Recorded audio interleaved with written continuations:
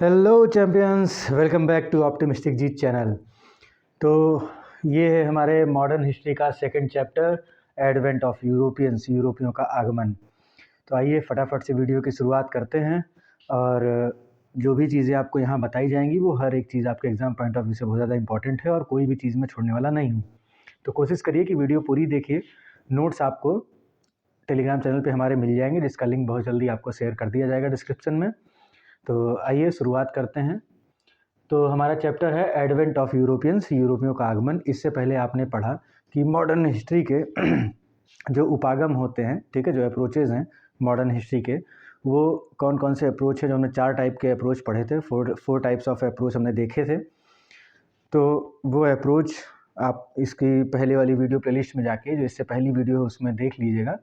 और अप्रोच पढ़ने के बाद हम हिस्ट्री की शुरुआत यहाँ से करेंगे। हमने आपको पिछले लेक्चर में 3G के बारे में बताया था कि कैसे क्या वो 3G वो कौन से हैं जिनकी वजह से यूरोपियंस जो हैं वो इंडिया में आए ट्रेड करने, और इंडिया ही क्यों आए। तो देखिए, आइए हम शुरुआत करते हैं एक बार फिर से। तो इंडिया जो है उस समय की सबसे बड़ी इकॉनमी थी। India was the biggest economy at that time. और जो सबसे पहले यहाँ पे जब यूरोपियों के आगमन की हम बात करते हैं तो सिर्फ किसी एक कंट्री की बात नहीं कर रहे, पूरे यूरोप की बात कर रहे हैं। तो यूरोप से कई सारे लोग आए थे। तो पहली बात तो क्यों आए हम इसको समझते हैं, और फिर वो नया सी रूट क्यों खोजना पड़ा, वो समुद्र के रास्ते से केप ऑफ गुड होप से होते हुए क्यों आए, वो सभी रीजंस को हम आगे पढ़ेंगे। तो सबसे पहले हम देखते हैं कि कौन आए, क्यों आए। तो आप देखेंगे तो सबसे पहले हमारे इंडिया में आते हैं पोर्चुगीज़ यानी कि पुर्तगाली, उसके बाद आते हैं डच, उसके बाद आते हैं ब्रिटिशर्स यानी कि अंग्रेज, उसके बाद में डेनिश, और उसके बाद में फ्रेंच। ये 5 जो हैं वो यूरोपियन पावर्स जो हैं वो इंडिया में आती हैं। अब क्यों आते हैं, तो देखिए हमने बताया कि India was the biggest economy at that time. उस समय की भारत जो थी वो सबसे बड़ी अर्थव्यवस्था हुआ करती थी। तो ये 3 वजहों से हमारे पास आते हैं। वो 3 वजहों को हमने नाम दिया है 3G कॉन्सेप्ट, ठीक है। 3G कॉन्सेप्ट क्या था? God, glory and gold. एक जी आपका गॉड है, एक ग्लोरी है और एक गोल्ड है। तो सबसे पहली बात तो हम बात करते हैं गॉड की। पहला जी गॉड, तो अपना जो क्रिश्चियनिटी थी उसको स्प्रेड करना, ठीक है। दूसरा था जी फॉर ग्लोरी, तो ग्लोरी टू अर्न और रिगेन ग्लोरी, जो उनकी ग्लोरी थी उसको वो रिगेन करना चाहते थे, वापस पाना चाहते थे। तो इसकी वजह से। और तीसरा सबसे मेन था, तीसरा जी जो आपका आता है वो था gold, to earn profits from trade. तो जो ट्रेड था उसके थ्रू वो प्रॉफिट लेना चाहते थे। ट्रेड किसका होता था? कॉटन एंड सिल्क का होता था और स्पाइसेस का होता था। कॉटन एंड सिल्क और स्पाइसेस का ट्रेड जो है वो होता था। अब उसमें स्पाइसेस में स्पेशली होता था ब्लैक पेपर का ट्रेड, ठीक है। व्यापार जो होता सबसे ज़्यादा किसका होता था? स्पाइसेस का होता था। स्पाइसेस में भी ब्लैक पेपर का यूज़ क्या कहाँ करते थे? टू प्रिजर्व मीट, मतलब मीट जो है वो सही बना रहे, संरक्षित रहे, उसके लिए ब्लैक पेपर का यूज़ किया जाता था, मसालों का यूज़ किया जाता था। और मीट जो थी वहाँ की स्टेपल डाइट थी यूरोप में, ठीक। उनकी जो मतलब नॉर्मल जो डाइट थी उसमें वो मीट आता है, तो इसलिए उनको स्पाइसेस की ज़रूरत ज़्यादा थी और स्पाइसेस उनको मिलते थे भारत से। तो ये 3 बेसिक चीज़ें हैं जिनकी वजह से वो इंडिया आते हैं, जिनसे आप समझ सकते हैं। अब इंडिया क्यों आए ये समझ में आ गया, कौन कौन आई ये आपको पता चल गया। एक बार फिर से देख लेते हैं। पुर्तगाली आए, डच आए, ब्रिटिशर्स आए, डेनिश आए, फ्रेंच आए, इसी क्रम में वो भारत में आते हैं। अभी हम आगे आपको बताएंगे कौन किस सन में आता है, ठीक है। जैसे फ्रेंच आपके 1668 में आते हैं, डेनिश आपके 1666 में आते हैं, इंग्लिश जो है 1608 में आते हैं, डच आपके 1605 में आते हैं। ये सब अभी हम एक बार फिर से बताएंगे। तो अब बात ये है कि वो आते हैं सी रूट से, ठीक है। तो सी रूट से ही क्यों आते हैं? तो जब हम बात करते हैं कि सी रूट से ही क्यों आए या सी रूट की ज़रूरत क्यों पड़ी उनको, नया रूट था वो ढूंढना क्यों पड़ा, समुद्र वाला रास्ता।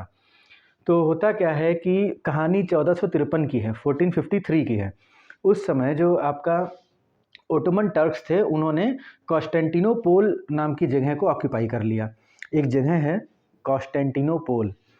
कॉन्स्टेंटिनोपोल पता है कहाँ है? जब यूरोप से आप इधर एशिया में एंट्री करेंगे, तो जो पश्चिमी एशिया के देश हैं जब वहाँ से एंट्री करना हो तो यूरोप और एशिया के बीच का एक समझ लीजिए एक पॉइंट है जहाँ से यूरोप के लोग एशिया में एंट्री करते थे, ट्रेड करते थे, ठीक। ये है आपका जो कॉन्स्टेंटिनोपोल है। यहाँ पे आ गया ओटोमन साम्राज्य, ठीक है, अरब का ओटोमन साम्राज्य जो था वह इस्टेब्लिश हो गया।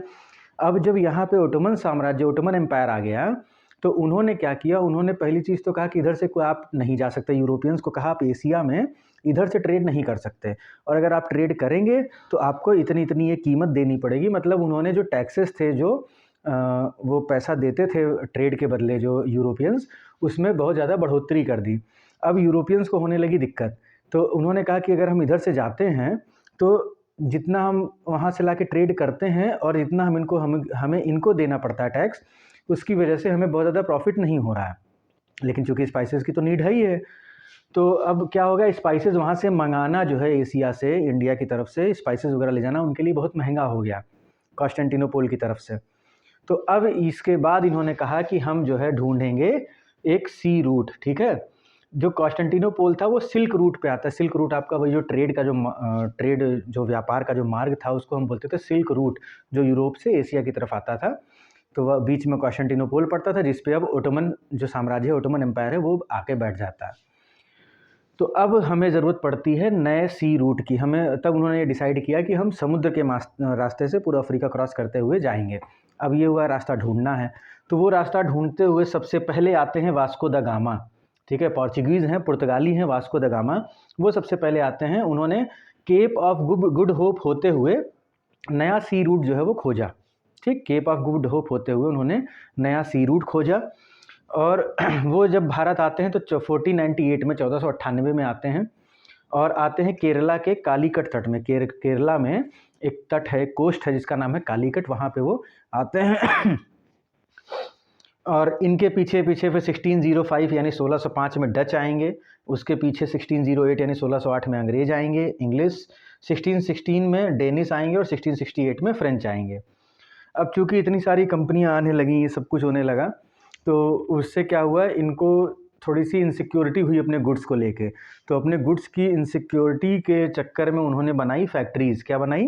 फैक्ट्रीज़। ये फैक्ट्री का मतलब ये नहीं कि जहाँ मैन्युफैक्चर होता हो, मैन्युफैक्चरिंग के लिए नहीं, बनाने के लिए नहीं, सामान की सुरक्षा के लिए, for the protection of goods इन्होंने बनाई फैक्ट्रीज़, ठीक है। फैक्ट्रीज़ क्या होती हैं? Factories to store goods, not to manufacture. Manufacturing के लिए नहीं, उन फैक्ट्रीज़ को बनाया गया गुड्स को स्टोर करने के लिए। कोस्टल एरिया में बनाते थे। जैसे अगर मान लिया आप यूपी से कोई ट्रेड कर रहे हैं, बिहार से कोई ट्रेड कर रहे हैं, तो आप क्या करेंगे, बिहार से या यूपी से सामान लाके इकट्ठा करेंगे अपने गुजरात के पोर्ट पे, ठीक है। फिर वहाँ से क्या होगा, सामान फिर इकट्ठा होके जाएगा आगे। तो जहाँ वो सामान रखते थे वो गोडाउन टाइप की होती थी, उनको बोलते थे फैक्ट्रीज़, ठीक है। क्या बोलते थे? फैक्ट्रीज़ बोलते थे इनको। ये सिंपली ये गोडाउन हुआ करते थे, और जो पर्सन उन फैक्ट्रीज़ को मेंटेन करता था उसको बोलते थे फैक्टर्स। क्या बोलते थे? फैक्टर्स। और फिर उसके बाद उन्होंने शुरू किया फोर्टिफिकेशन। तो यहाँ पे तो हो गया फॉर प्रोटेक्टिंग गुड्स। फिर यहाँ पे फोर्टिफिकेशन होता है। उसके फोर्टिफिकेशन क्यों होता है, मतलब किलेबंदी क्यों करते हैं वो? तो किलेबंदी करते हैं अपने सामान की सुरक्षा के लिए, जिससे कि उनका जो गोदाउन है उसको अब आप ऐसे सोचिए कि आप किसी सामान को, अपने ढेर सारे सामान को एक 4 दीवारों के बीच में ऐसे रख दें, और एक आप प्रॉपर एक किले की तरह उसकी सुरक्षा घेरा बनाए। कौन सा ज़्यादा सेफ़ है? किले वाला ज़्यादा सेफ़ है, जिसमें फोर्टिफिकेशन हो रखा है, किलेबंदी हो रखी है। तो अपने गुड्स को सिक्योर करने के लिए, अपने सामान को सुरक्षित रखने के लिए उन्होंने क्या किया, उन्होंने फोर्टिफिकेशन किया, किलेबंदी की, ठीक है। और चूँकि उन्होंने किलेबंदी की, फोर्टिफिकेशन की, तो फोर्टिफिकेशन तो मतलब परमानेंट सेटलमेंट हो गया। गोदाउन तो क्या होता है कि भाई वो परमानेंट नहीं होता, गोदाउन आपका बदल सकता है अगर सिंपली हम गोदाउन की बात करें तो। लेकिन जब हम फैक्ट्रीज़ की बात करते हैं, जब हम फोर्टिफिकेशन की बात करते हैं, किलेबंदी की, तो फोर्टिफिकेशन में क्या होता है, वो एक परमानेंट सेटलमेंट की तरह दिखता है, सीम्स परमानेंट सेटलमेंट, जिसकी वजह से जो लोकल रूलर्स थे उनसे कॉन्फ्लिक्ट होना शुरू होते हैं। तो यहाँ तक ये हो गई स्टोरी। अब हम प्रॉपर शुरू करते हैं। सबसे पहले हम देखते हैं कौन आए थे। पुर्तगाली आए थे, पोर्चुगीज़। तो पोर्चुगीज़ में सबसे पहले आते हैं वास्को ड गामा। हम लोग वास्को डी गामा हिंदी में बोलते हैं, और इसको लिखते हैं वास्को द गामा, ठीक है। तो वास्को द गामा 21 मई 1498, 21 ऑफ मई 1498 में आते हैं। कहाँ पे? केरला के कालीकट में, जहाँ के लोकल रूलर थे जमोरिन, जिनका दूसरा नाम है समुथरी, ठीक है, समुथरी। कालीकट पे आते हैं। कालीकट कहाँ है? केरला में है। और वहाँ के लोकल रूलर का नाम था जमोरिन, जो उनका स्वागत करते हैं। जमोरिन का दूसरा नाम था स्मुथरी। और वास्को द गामा जब यहाँ आते हैं तो पहली बार जब यहाँ से जाते हैं ट्रेड करके, तो सबसे पहले सिर्फ मसाले लेके जाते हैं, स्पाइसेस लेके जाते हैं। और जब वो स्पाइसेस लेके वहाँ जाते हैं, वहाँ बेचते हैं, तो उनको पता चलता है कि वो जितना उनका आने में जो वॉयज होता है, वॉयज यानी कि जो ट्रैवलिंग में खर्च हुआ है, आने जाने में और सारा टैक्सेस वगैरह सब कुछ करके भी, बनाने में सब, मतलब जितना उनका खर्च हुआ उसको हटा के, उतना पैसा खर्च वाला हटा के भी उनको 64 टाइम्स 64 गुना फ़ायदा होता है। ठीक है, 64 गुना फ़ायदा उनको होता है। तो इससे वो समझ जाते हैं कि हमें ट्रेड यहाँ से करना है और हमें यहाँ से फ़ायदा बहुत है, और लोग इसको देखते हैं धीरे धीरे। फिर वो इंडिया आते हैं। अब चूँकि वो इतना फ़ायदा देखते हैं तो वो चाहते हैं कि अब भारत में सिर्फ यूरोपीय ही मतलब यूरोपियों में केवल पुर्तगाली ही भारत से व्यापार करे और कोई ना करे। So come back to India, wants monopoly on spice trade in India, spice trade in Europe. मतलब यूरोप से अगर कोई कंपनी मोनोपोली की अगर हम बात करें तो यहाँ पे कह रहा है कि monopoly on spice trade in Europe, मतलब कि यूरोप से जो स्पाइस का ट्रेड हो वो सिर्फ और सिर्फ पुर्तगाली करे, बाकी यूरोपी जो है वो इस पुर्तगाली कंपनी से खरीदे। इसको बोलते हैं मोनोपोली। ठीक है, मतलब क्या कह रहा है, monopoly on spice trade in Europe, जो स्पाइस का ट्रेड है यूरोप में उस पर पुर्तगालियों की मोनोपोली हो जाए, ऐसा ये चाहते थे, और कोई यूरोपी आके भारत से स्पाइसेस ना खरीदे। और वो क्या चाहते थे कि जो जमोरिन है, जमोरिन जो आपका लोकल रूलर था कालीकट का, उससे कहते हैं कि भैया आप जो है जो अरब ट्रेडर्स हैं और मर्चेंट्स हैं उनको इंडिया से एक्सपेल कर दो। Also want Zamorin to expel all Arab traders and merchants from India.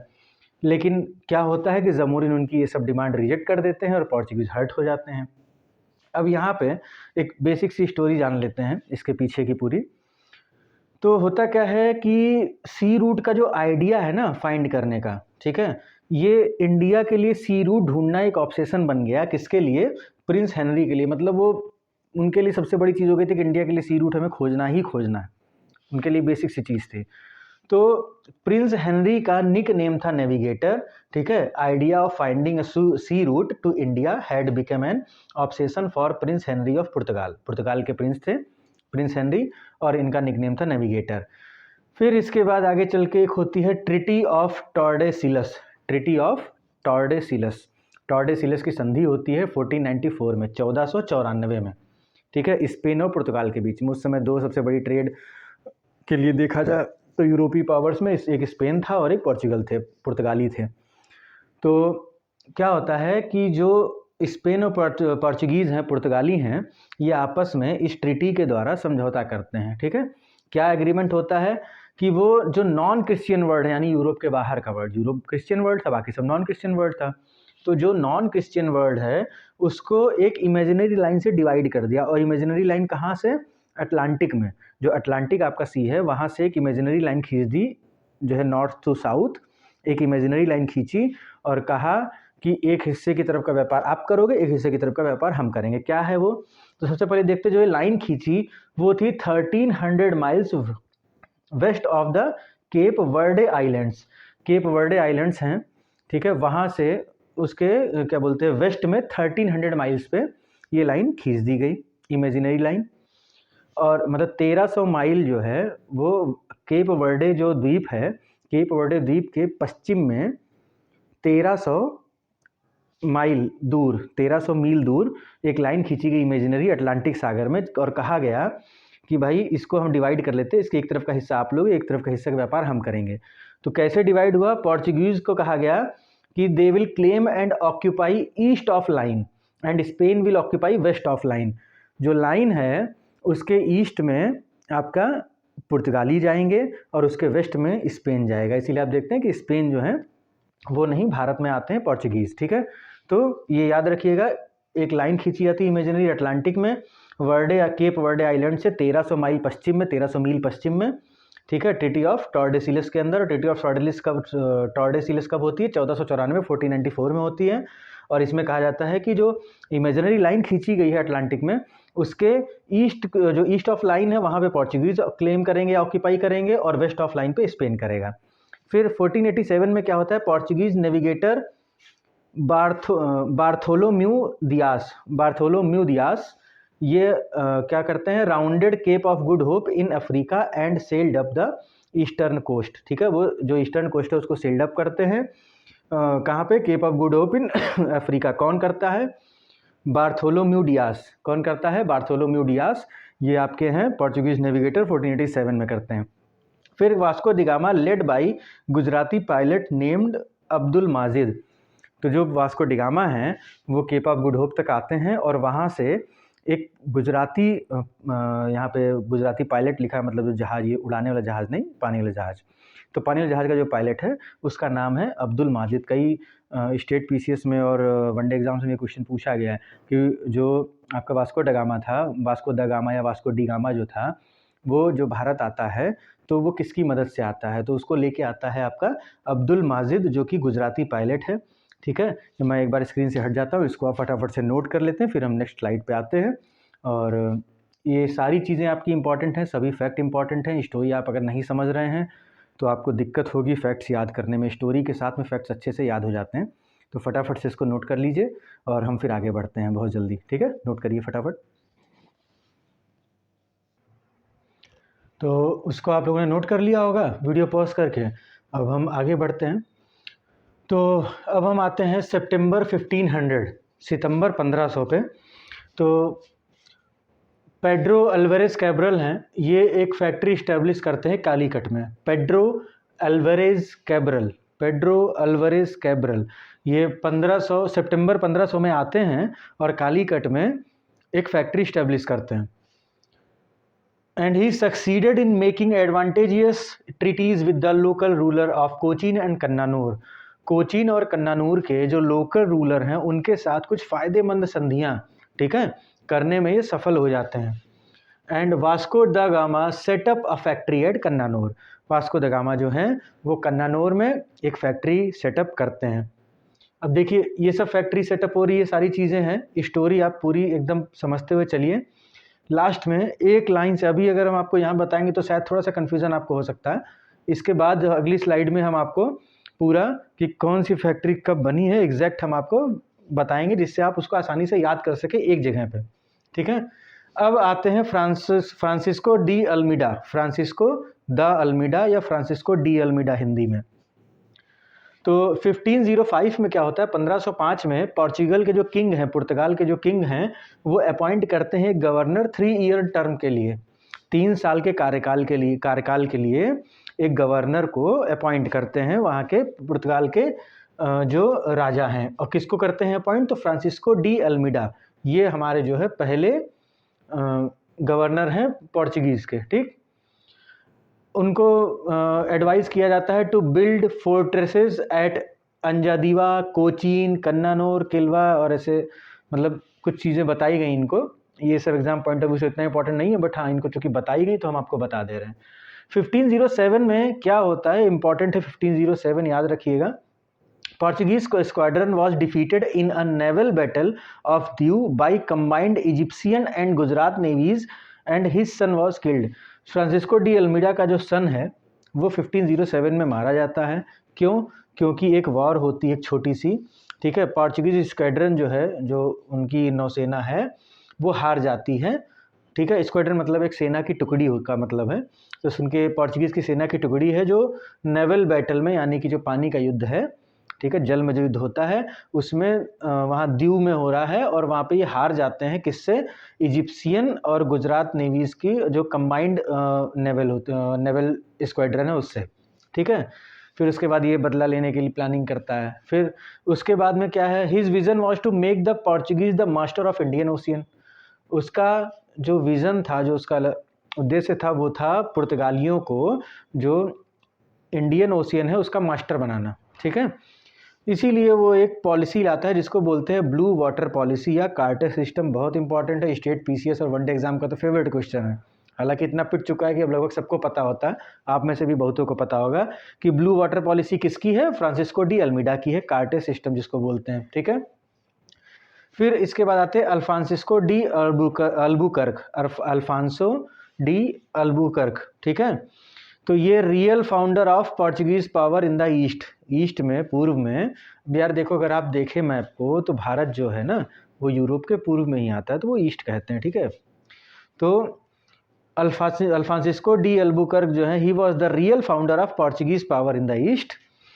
उन्होंने गोवा को कॉन्कर किया 1510 में। कब कॉन्कर किया, 1510 में, मतलब गोवा को जीता उन्होंने 1510 में। किससे जीता, बीजापुर के सुल्तान से। गोवा पहले बीजापुर के सुल्तान के पास था, अब उस पर कब्जा कर लिया 1510 में अल्फांसिस्को डी अल्बुकर्क के नेतृत्व में पुर्तगालियों ने। Interesting feature of his rule was abolition of sati. ये देखिए बहुत इंपॉर्टेंट है, याद रखिएगा। एबॉलिशन ऑफ सती जो है वो इनके समय पे होता है, मतलब ये जितने एरिया इनके अंडर में आते हैं वहाँ पे ये सती का एबॉलिशन कर देते हैं। ठीक है, बहुत इंपॉर्टेंट फैक्ट है, abolition of sati under Alfonso de Albuquerque. ठीक है, फिर आता है Diu and Daman became Portuguese trading centre and in Bengal Hooghly and Balasore. तो जो ट्रेडिंग सेंटर पोर्चुगीज़ के बन जाते हैं वो कौन कौन से हैं? दीव और दमन हैं, और बंगाल में बनते हैं हुगली और बालासोर। ये बात क्लियर है। फिर आगे चल के, मतलब गोवा इन्होंने कॉन्कर किया है, बट आगे चल के गोवा जो है वो हेडक्वार्टर बन जाएगा पुर्तगालियों का। गोवा हेडक्वार्टर बन जाएगा पुर्तगालियों का। अभी कोचीन है, अभी हेडक्वार्टर कोचीन है, इसके बाद गोवा हो जाता है। Encouraged propagation of Christianity and inter marriage with the natives. जो क्रिश्चियनिटी फैलाने का जो, मतलब कहते हैं ना, क्रिश्चियनिटी का प्रसार करना, उसको ये सपोर्ट करते हैं।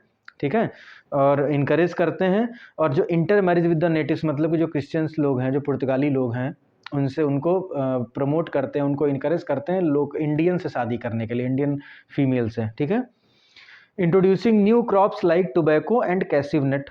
टोबैको और कैसिव नट जो है वो इनका दिया हुआ है। अब इसके बाद 1529 में आते हैं नीनो द कुन्हा। ठीक है, तो नीनो द कुन्हा जो आते हैं, ये सबसे पहले क्या करें, कब आते हैं? नवंबर 1529 में। कब आते हैं? नवंबर 1529 में आते हैं, और ये शिफ्ट करते हैं हेडक्वार्टर जो पुर्तगालियों का है वो कोचीन से गोवा।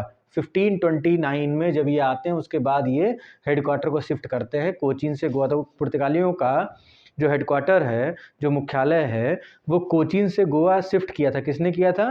नानो दी कुन्हा ने। ठीक है, फिर है अब यहाँ पे देखिए बहादुर शाह जो गुजरात का शासक था, ठीक, मतलब गुजरात में है, और हुमायूं है, इन दोनों की लड़ाई चल रही है। ठीक है, और हुमायूं क्या करता है, इनसे पोर्चुगीज से हेल्प लेता है। ठीक है, secured help from Portuguese by ceding to them in 1534 the island of Basin and promised them a base in Diu। Bahadur Shah और हुमायूं आपस में लड़ाई कर रहे हैं, और हुमायूं क्या करता है, इनसे हेल्प लेता है पोर्चुगीज से, और उसके बदले में उनको क्या देता है? 1534 में उनको देता है बसीन। 1534 में उनको बसीन आइलैंड दे देता है, और क्या करता है, उनको प्रॉमिस करता है दीव में बेस उनको देंगे। बेस का मतलब आप समझ रहे हैं, जैसे इंडिया चाबहार द्वीप पे अपना बेस बना रहा है ईरान में। बेस का मतलब होता है जहाँ पे हमारी सेना रुक सकती है, जहाँ पे हमारे पोर्ट कह रहा हूँ, सॉरी, जो हमारे जहाज वगैरह जाते हैं वहाँ रुक सकते हैं, मतलब एक स्टॉपेज टाइप में होता है, और हमको वहाँ सेना की टुकड़ी रखने का परमिशन मिलता है, उसको हम बेस बोलते हैं। ठीक है, तो वैसे ही वो दीव में बेस बनाने की परमिशन वो दे देता है हुमायूं। इसके बाद हुगली जो है वो बंगाल का एरिया था, उसका हेडक्वार्टर बन जाता है। अच्छा, इस समय तक आप ये सोच रहे होंगे बंगाल तो इतना छोटा सा, उसका क्या हेडक्वार्टर? आपको अभी जब आप आगे पढ़ेंगे तो आपको पता चलेगा, ये बिहार, उड़ीसा, ये सब बंगाल का पार्ट हुआ करता है, तो धीरे धीरे बाद में सब अलग हुआ। ठीक है, तो बंगाल अपने आप में बहुत बड़ा टेरिटरी था अपने समय का। तो हुगली जो है वो बंगाल का हेडक्वार्टर बन जाता है। और यहाँ पे एक बीच में नाम आता है, इसको याद रख लीजिएगा, गुजरात के एक पावरफुल किंग हैं जिनका नाम है महमूद बेगढ़ा। इसको बेगढ़ा भी पढ़ते हैं, मतलब RHA भी है, DA भी है। ठीक है, आप जो आपको एग्जाम में ऑप्शन दिखे आप उसके हिसाब से देख लीजिएगा। महमूद बेगढ़ा। ठीक है, फिर 1458 से 1511, 1458 से 1511 तक ये गुजरात के शासक रहे हैं। बस ये नाम बीच में आया था इसलिए बता दिया, कुछ खास ऐसा इंटरेस्टिंग नहीं है तो बहुत सारी बातें, बट उस तरीके का नहीं है एग्जाम पॉइंट ऑफ व्यू से इंपॉर्टेंट हो। फिर इसके बाद हम एक और फैक्ट यहाँ पे शेयर कर रहे हैं कि जो पोर्चुगीज़ का इंडिया में स्टेट था, ठीक है, जो साम्राज्य था, उसका नाम क्या था? Estado Portuguese da India, state of Portuguese in India. ठीक, एस्तादो पोर्चुगीज़ इन इंडिया, ये नाम था पोर्चुगीज़ एम्पायर का इंडिया में। 1661 में एक वॉर होता है पोर्चुगल और स्पेन के बीच में। 1661 में वॉर होता है पोर्चुगल और स्पेन के बीच में, जहाँ पे पोर्चुगल जो है, यानी जो पुर्तगाली हैं पोर्चुगल, ये हेल्प चाहते हैं इंग्लिश से। ठीक है, ब्रिटिशर्स से हेल्प चाहते हुए। यहाँ पे देखिए 1661 की बात हो रही है। अभी हमने आपको बताया था पिछले स्लाइड में यहाँ पे कि 1665 1668 में जो ब्रिटिशर्स थे वो आ चुके थे। ठीक है, तो ब्रिटिशर्स एग्जिस्ट करते थे उस समय इंडिया में 1661 में अच्छे खासी मात्रा में। तो 1661 में वॉर हो रहा है 1661 में पोर्चुगल और स्पेन के बीच में, पुर्तगाल और स्पेन के बीच में, जिसमें वो ब्रिटिशर्स से, अंग्रेज़ों से सपोर्ट चाहते हैं और क्या करते हैं, जो पोर्चुगल की प्रिंसेस हैं कैथरीन, ठीक है, पोर्चुगल की यानी पुर्तगाली की जो राजकुमारी हैं कैथरीन, उनकी शादी करा देते हैं ब्रिटेन के प्रिंस चार्ल्स से। किससे करा देते हैं? प्रिंस चार्ल्स से। और जो इंग्लिश है, मतलब शादी करते हैं प्रिंस चार्ल्स से, तो उसको दहेज में दे देते हैं। जो साउदर्न बॉम्बे है उसका जो लेस हैबिटेट जो एरिया होता है उसको बॉम्बे को उस वो बॉम्बे का वो हिस्सा अंग्रेज़ों को दे देते हैं। और बदले में और उसके बदले में क्या होता है, ये रिटेन करते हैं all the mainland territory north of Bandra up to Thana and Bassein. जो बांद्रा के नॉर्थ की जो टेरिटरी है, कहाँ तक, थाना और बसीन तक, वहाँ तक की ये रिटेन कर लेते हैं, ठीक है। फिर they were the first Europeans came to India and also last to leave. पुर्तगाली जो थे वो पहले यूरोपी थे भारत आने वाले, और सबसे लास्ट में भी वही आते हैं। 1961 में गवर्नमेंट ऑफ इंडिया जो है, भारत सरकार जो है, वो रिकैप्चर करती है गोवा और दमन एंड दीव को 1961 में। मतलब कि पुर्तगाली 1961 तक भारत में रहते, ब्रिटिशर्स तो 1947 में चले गए थे, लेकिन सबसे आखिरी तक रहे थे पुर्तगाली, पोर्चुगीज़ 1961 तक। फिर नेक्स्ट इम्पॉर्टेंट जो आपके कह लीजिए गवर्नर होते हैं, तो उनका नाम है vendor the fazenda. Vendor the fazenda. Vendor the fazenda क्या है? Responsible for revenues and cargoes and dispatch of fleets, ठीक है। इंपॉर्टेंट केवल इसीलिए है ये क्योंकि ये रिस्पॉन्सिबल है रेवेन्यूज़ के लिए, कार्गोज के लिए और डिस्पैच ऑफ फ्लीट्स के लिए, ये इंपॉर्टेंट है, इनका नाम है। फिर सितंबर, फिर एक इंपॉर्टेंट फैक्ट आता है, बहुत important exam point of view से, बहुत ही ज़्यादा इंपॉर्टेंट। सितंबर 1579 में अकबर जो है एक लेटर फॉरवर्ड करते हैं अथॉरिटी ऑफ गोवा को। Akbar forwarded a letter to authorities of Goa requesting them to send two learned priests they eagerly accepted invitation. क्या होता है कि अकबर सितंबर 1579 में, सितंबर 1579 में, जो गोवा की अथॉरिटीज़ हैं पुर्तगालियों की, उनको लेटर भेजते हैं कि हमें दो आप प्रीस्ट जो है, लर्नड प्रीस्ट यानी पढ़े लिखे विद्वान जो हैं आपके, उनको भेजिए हमारे दरबार में। और चूँकि भाई क्रिश्चियंस तो चाहते ही थे कि हमारी क्रिश्चियनिटी फैले, तो बहुत उत्सुक होते हैं और जल्दी से उस इन्विटेशन को स्वीकार करते हैं और दो लोगों को भेजते हैं। कब भेजते हैं? 28 फरवरी 1580, 28 फरवरी 1580, सॉरी 1580 1580, 28 फरवरी 1580 को रोडाल्फो एक्वाविवा को, ठीक है, और एंटोनियो मांसरेट को, ठीक है, नाम याद रख लीजिएगा। रोडाल्फो एक्वाविवा पहले प्रीस्ट हैं और दूसरे प्रीस्ट हैं एंटोनियो मॉन्सरेट। ये दो प्रीस्ट को जो है भेजा जाता है पुर्तगालियों की तरफ से। और इसके बाद ऐसा नहीं कि सिर्फ एक ही बार बुलाते हैं, दो बार और बुलाते हैं। तो एक बार तो भेजा गया 28 फरवरी 1580 को, फिर 1590 में भी एक बार बुलाते हैं, फिर 1595 में भी एक बार बुलाते हैं। 1595 वाला स्पेशल है क्योंकि वो लाहौर उस समय उसका दरबार लगता है, ठीक है, उस समय उसका लाहौर में दरबार लग रहा था 1595 में, ठीक है, वहाँ ये बुलाते हैं तीसरी बार में। तो 3 बार अकबर बुलाते हैं, पहला 1579 सितंबर में, ठीक है, जो कि 28 फरवरी 1580 को जाते हैं, फिर 1590, 1595 वाला लाहौर का है, ठीक है, याद रखिएगा। 1606 में जो सलीम है यानी कि Jahangir, elegant and spacious church at Lahore was allowed to be retained by them along with the collegium और द प्रीस्ट रेजिडेंस। मतलब एक बड़ी सी चर्च और प्रीस्ट के रहने के लिए घर वगैरह वो प्रोवाइड कराते हैं सलीम 1606 में, 1606 में। 1608 में number of बाप्टिज्म were carried out in Agra. बाप्टिज्म मतलब वही जो दीक्षा दी जाती है क्रिश्चियनिटी को अडॉप्ट करने के लिए। क्रिश्चियनिटी, हिंदू से आप क्रिश्चियन बन रहे हैं, मुस्लिम से क्रिश्चियन बन रहे हैं, तो उसके लिए जो सिस्टम है क्रिश्चियनिटी को लेने का, वो बाप्टिज्म होता है। उसको बोलते हैं, हिंदी में हम लोग बोलते हैं दीक्षा संस्कार जो होते हैं, उसको बाप्टिज्म बोलते हैं। तो 1608 में बाप्टिज्म के कई सारे केसेस आगरा में होते हैं। फटाफट से इसको भी नोट कर लीजिए, फिर हम आगे बढ़ते हैं। पोर्चुगीज आपका बस लगभग खत्म ही होने वाला है, फटाफट से नोट करिए, फिर मिलते हैं जल्दी से। तो अब आते हैं नेक्स्ट स्लाइड पे। अभी तक आप लोगों ने जो भी कुछ पढ़ा उसको नोट कर लिया होगा, स्टोरी अच्छे से समझ ली होगी। अब यहाँ तक आपने पढ़ा था कि किस तरीके से पुर्तगालियों का एम्पायर बढ़ रहा है या चीज़ें उनकी ग्रोथ हो रही हैं, लेकिन 1608 से वो मुगल्स का फेवर लूज़ करना शुरू कर देते हैं, यानी मुग़लों का वो फेवरेट नहीं रह जाते हैं, क्यों और कैसे, क्या देखते हैं। तो 1608 में कैप्टन विलियम हॉकिंस आते हैं with the ship named Hector reached Surat. He brought with him a letter from James first king of England to Mughals court of Jahangir requesting permission to do business in India.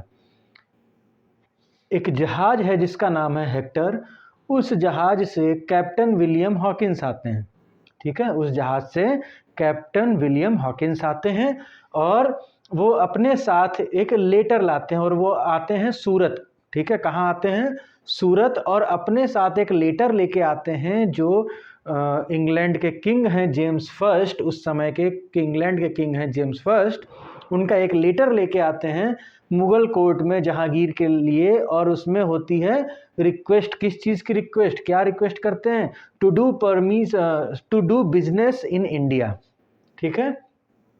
और Hawkins जो है वो Turkish language जानता था, और जो ये Mughals थे वो टर्किश लैंग्वेज के उनकी मदर टंग हुआ करती थी। तो जब हॉकिंस उनसे टर्किश लैंग्वेज में बात करता है तो जहांगीर और ज़्यादा खुश हो जाता है और जहांगीर उनके गिफ्ट भी एक्सेप्ट कर लेता है, ठीक है। और जहांगीर जो है इनको जो कैप्टन विलियम हॉकिंस आए थे उनको मनसबदार ऑफ 400 बनाता है, जिस पे उनको सैलरी मिलती है 30,000। मनसबदार ऑफ 400 ये एक पोस्ट होती है, मतलब उसके अंडर में 400 लोगों की टुकड़ी है। मनसबदार ऑफ 100 भी होता है, मनसबदार ऑफ 200 भी होता है, मतलब कि 400 लोगों की टुकड़ी का हेड बनाया जाता है, इसको मनसबदार बनाया जाता है, और उसकी सैलरी होती है 30,000। फिर नवंबर 1612 में, अभी देखिए चूंकि इसमें और डिटेल है लेकिन वो हम जब इंग्लिश कंपनी के बारे में प्रॉपर पढ़ेंगे तो हमको पता चलेगा। अभी क्या हो रहा है, अभी तक पुर्तगाली जो थे वो मुगलों के साथ अच्छे उनके चीज़ें थी, लेकिन अब बीच में इंग्लिश भी आ जाएंगे तो जाहिर सी बात है पुर्तगालियों का फेवर थोड़ा सा कम हो जाएगा यहाँ पे। तो हम उस प्रोस्पेक्टिव से ही, हम केवल उस उद्देश्य से ही यहाँ पे इंग्लिश के बारे में बता रहे हैं कि क्यों उनका जो फेवर था वो लूज़ हो रहा था मुगल्स के लिए, ठीक है, मुगल्स की तरफ से। तो ये हो गया। फिर नवंबर 1612 में एक इंग्लिश शिप है ड्रैगन, और उसके साथ में एक छोटी शिप होती है जिसका नाम है ओसिएंडर, ठीक है। एक इंग्लिश शिप है ड्रैगन और एक छोटी शिप है ओसिएंडर, ये मिल के पोर्चुगीज़ फ्लीट को क्या करते हैं, हरा देते हैं, ठीक है, पोर्चुगीज़ फ्लीट को हरा देते हैं। ये एक फैक्ट है, याद रखिएगा। किस नवंबर 1612 में कौन सा जहाज़ यूज़ हुआ था, ड्रैगन और ओसिएंडर, पोर्चुगीज़ के अगेंस्ट में, ठीक है, ब्रिटिशर्स ने यूज़ किया था। कौन से जहाज़ से कैप्टन विलियम हॉकिंस इंडिया आए थे, तो हेक्टर से आए थे, जहाज़ का नाम क्या था, हेक्टर था। फिर कैप्चर ऑफ हुगली होता है, तो इंपीरियल फरमान सिरका 1579, ठीक है, इंपीरियल फरमान सिरसा 1579 में क्या होता है कि पोर्चुगीज़ को एक फरमान मिलता है, ठीक है, एक इंपीरियल यानी कि जो राजशाही फरमान होता है वो मिलता है, और उसके द्वारा उनको क्या मिला कि एक सतगांव है, ठीक है, बंगाल में एक सतगांव है, उसके पास में नदी के किनारे इनको ट्रेडिंग एक्टिविटीज़ करने के लिए पोजीशन मिल जाती है, ठीक है, इस फरमान से, ठीक है, जो कि हुगली पोर्ट के बगल में है, जिससे उनकी हुगली पोर्ट पे मजबूती और बढ़ जाती है, ठीक।